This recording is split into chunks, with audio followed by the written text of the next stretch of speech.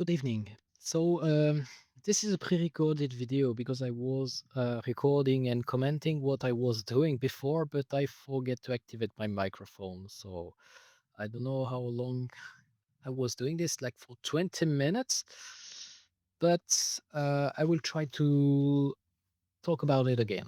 Uh, yeah, it will be. I will be able to have my pointer here to show you some stuff. Maybe it will be better. We will see how it works. But okay, let's talk about it and dive a bit in it. So my name is Bigeldot, and I am developing SpaceDrive GPS. So what is SpaceDrive GPS? SpaceDrive GPS is a software I developed by myself with a bit of help of AI for some mathematical stuff that are quite difficult to master when you are trying to create a GPS.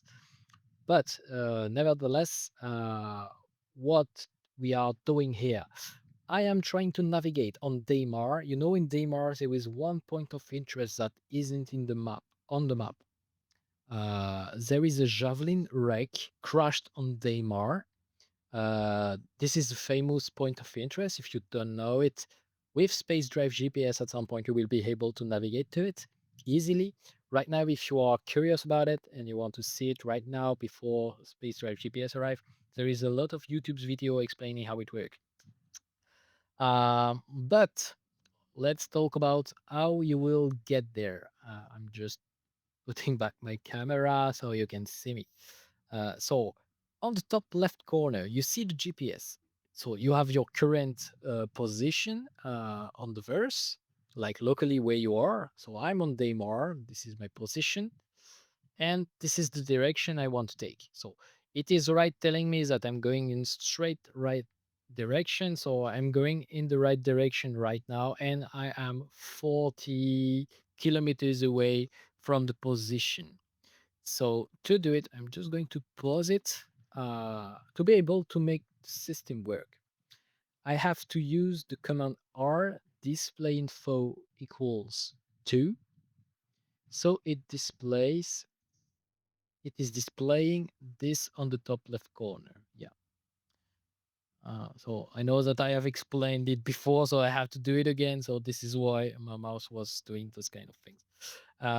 So I'm reading the third line where there is the letters OOC, meetings object containers, and this is the local position we have.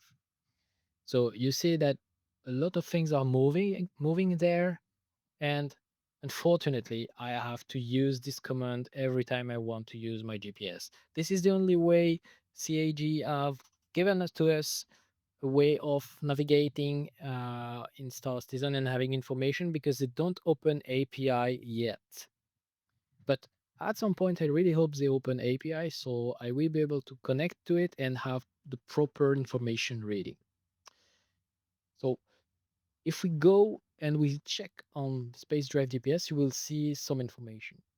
For example, I have to go on the right or on the left for 52 degrees. It means that my vectorial direction, so this point here on the screen, this is where my ship is going right now. So even if I'm looking there, so now it has been corrected because if I want to correct my trajectory, this thing is giving my vectorial way. So you see that I'm pushing my nose to the right and it doesn't move as fast as I go. So for people who are doing decoupled navigations, you are some sort of habit. It's usual for you, okay? But this is something you have to learn. So you have to have this vectorial direction in the same direction as the arrow tells you to go.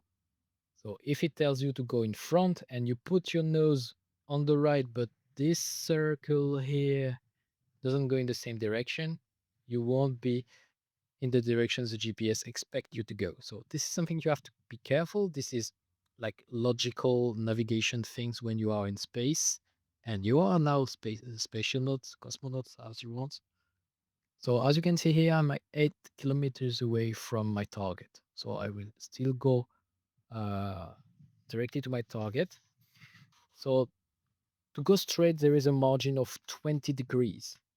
So if I am too much on the left, like for example at 21 degrees, it will tell you to put your nose either on the left, either on the right, and to go on this direction. We'll just accelerate a bit. I'm 2 kilometers away from the javelin wreck, and as I told you, it's it's night right now. So for those who already have gone to the javelin wreck, it's quite impossible to find it during the night. It's totally impossible because you are using uh, visual point of view from space. There is a shape you have to see, and there is mountains, and you aim to the mountains. You have to take a proper directions. Some videos are asking you to go with the compass here, so it's a bit hard. As you can see, sometimes here you have it is turning red like this or orange. It means that we have lost the signal.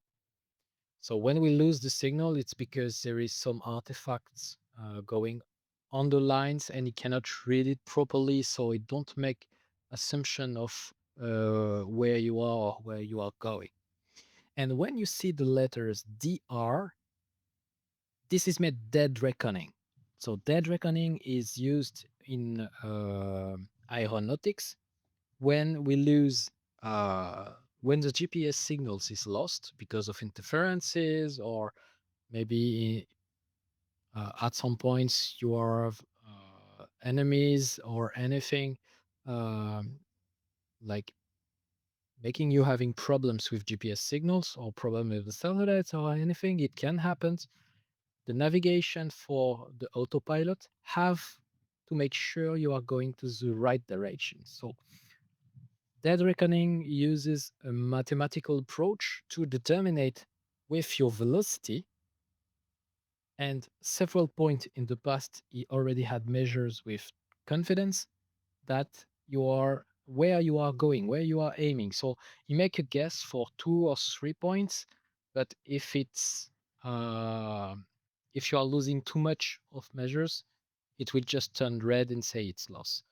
And so when you are in position, there is no arrows anymore. It's just a point like this, like a circle, telling you that you are in the zone and you should see it with your eyes. And as you can see, I have found the javelin wreck on Daymar. You can visit it by foot. I will leave it to you if you want to discover it and to see what kind of secrets you can find on it. So I have pressed Shift plus F1 here. And when you do Shift plus F1, this is a shortcut to hide the GPS. It's still running on the background. It's just hidden so you don't see it anymore and you can do anything else because you don't need that GPS every time you are playing the game. So I will try to accelerate a bit to show you the options we have. So okay, I have showed it back. And when you do Shift plus F2, you see the options. So in the options, you have the ability to change the scan frequency of the screen. So it means that by default, and it should be enough for anyone, your CPU will receive information every 200 milliseconds. And it's quite okay with a lot of GPUs. I've tested it with like Potato Machine and it's okay if they work with Star Citizen. Okay. So we are using, most of the time we are using CPU. I don't recommend using GPU. I have some options to use GPU, but I recommend you for Star Citizen to use the CPU. So I have as well a lot of information. The arrival radius. So this is where we put the circle here. So it tells you that we don't require anymore to give you a target or a velocity aiming or anything or a bearing. It's just saying that, okay, you're on position. We don't measure anymore. We don't use CPU. We don't use anything. And you are where you wanted to go. What did I do after that? Let's see. Okay, I explained a bit the OCR. So you have the choice between Tesseract, Paddle, and Paddle virtual video language. Uh, so I don't recommend using Paddle VL because Paddle VL is for debugging. It's like taking 2 seconds to read one picture of the screen. So I don't recommend using it. Probably I will remove it in the live version. I don't know yet. Paddle is quite heavy on the GPU. I'm trying to use it right now because it seems on the paper and the specification better than Tesseract. But for the moment, I still prefer Tesseract, to be honest. So Tesseract is better. The pipeline modes, okay, it's hybrid or full text. So when it is hybrid, it is using either screen reading like this, as you can see it, or any AI can see it. But when you are using hybrid, it's also using the glyph engine here, Onyx. And Onyx is a model I have trained myself for weeks. So with several generations of a lot of video recordings of those coordinates to help the system to understand the shape of each characters, each numbers we have. Because the font we are using in Star Citizen is not a public font, so Tesseract doesn't have some habits to understand the shape of it and to understand um, every figures we have here with those numbers. So the recommendation is to keep it standard. Just stay with Tesseract for starting, hybrid, CPU for pedal, but it doesn't change because you are not going to use paddle. Glyph engine to ONNX. The other choice is NCC. It's quite a default one.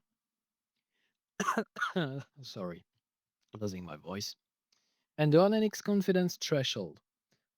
It means that if I'm trying to read, uh, for example, the one here, if the shape of this letter correspond at 85% at least what the model have learned of this shape, it will consider this is a 1. And it goes the same for every numbers and every letters. Even for the little minus sign here. This was the hardest part I had to make him understand that this is a minus and this is not an underscore or anything else, because you can see here the minus here at the fourth line doesn't have the same size as the third line, and it was really a mess, and I've worked a lot to make it working. Okay, let's go maybe with debug because I already explained it. Okay. So you have a managers here engines mode. So if you already had installed Tesseract for your own needs for anything else, because it's an open source software you can find and you can do a lot of developments related to screen reading, you can locate it or you can reinstall it if you had issues. But by default, when you will install the SpaceDrive GPS, it will be installed by default.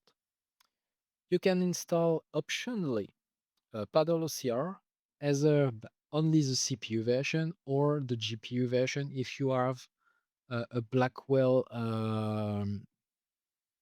GPU. It means like the 50 series of NVIDIA only.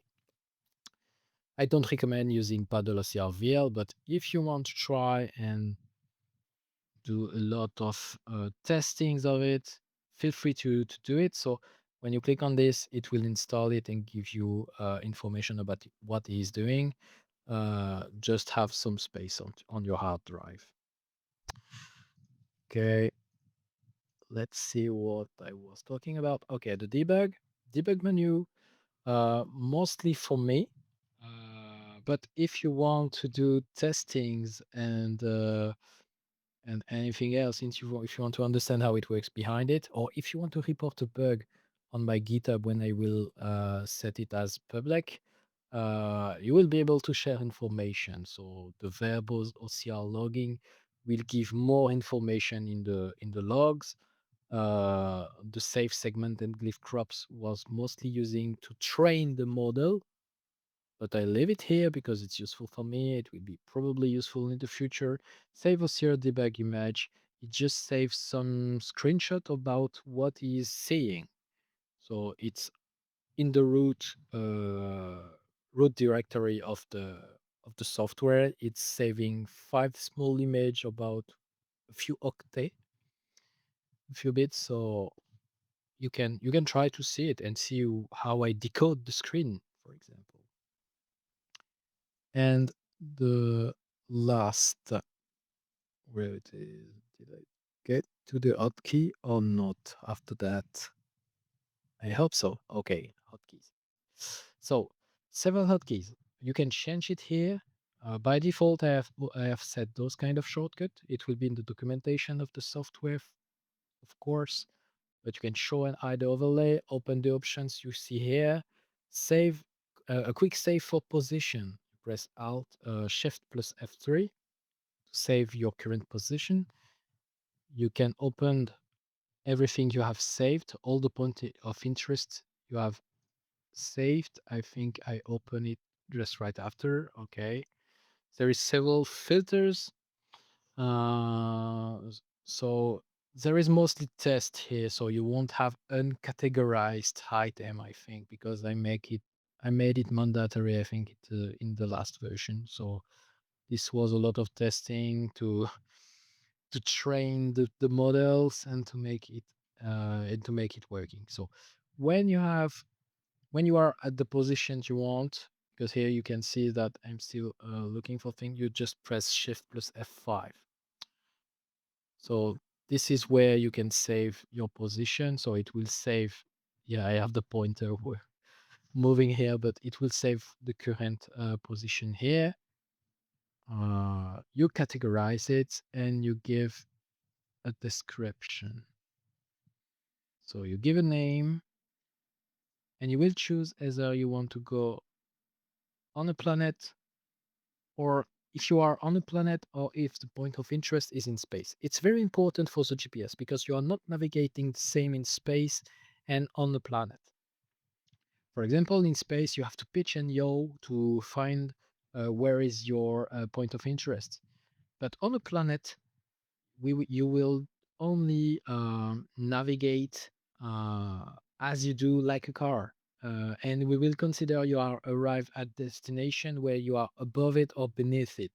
You can't do that in space because it's a three-dimension thing, and so we have to use a bit more of information. And so we give the GPS is adding a few information about how much degree you have to pitch or yaw to go where you have to when you want to go. And you give the short note. Okay, so the description is quite useful actually. It's where you will say, like, I don't know, maybe a whole play or anything, but this is where you are going to give information about the nearest um, fast travel point you can take to go there. Because imagine if you are at the orbital marker number 3 and the nearest was the sixth one, so it's like uh, on the other side, you will travel for thousands of kilometers and you will travel with the nav mode. So if you want to explore and you want to go chill, it's okay, but most of us doesn't want that. Star Citizen is already slow enough to avoid those kind of things. So please, in the description, give, I don't know, the nearest point you can jump on to go in this direction. So just open the nav mode, scan it, just to check what is the nearest point, like at 200 kilometers or less or anything. And if you don't find it, just leave it like this. But it will be better for sharing on the website and preparing um, to prepare and to show where we want what we want to ship, where we want to go actually. Sorry for my English, I'm quite a bit tired today, but I wanted to share this video with you. What did I do after that? Okay, I think I was done, and I think I have shared with you everything about the space drive options and the space drive GPS. So this is still something I'm developing. I hope you enjoy the project and you will follow it. So don't hesitate to follow the channel.